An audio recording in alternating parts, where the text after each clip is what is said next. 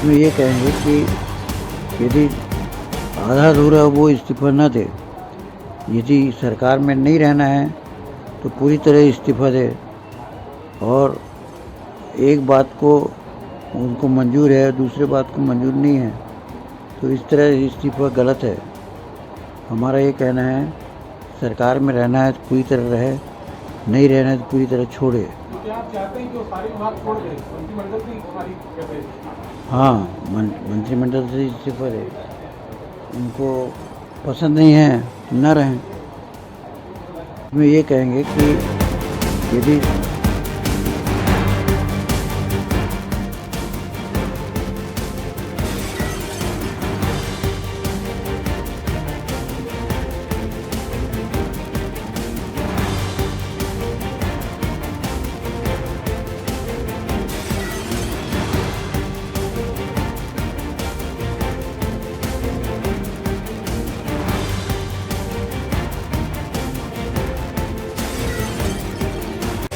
इसमें ये कहेंगे कि यदि आधा अधूरा वो इस्तीफा न दे, यदि सरकार में नहीं रहना है तो पूरी तरह इस्तीफा दे, और एक बात को उनको मंजूर है, दूसरे बात को मंजूर नहीं है, तो इस तरह इस्तीफा गलत है।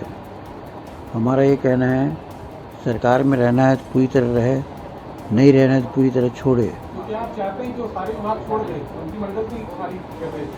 हाँ, मंत्रिमंडल से इस्तीफा दे। उनको पसंद नहीं है तो न रहें। इसमें ये कहेंगे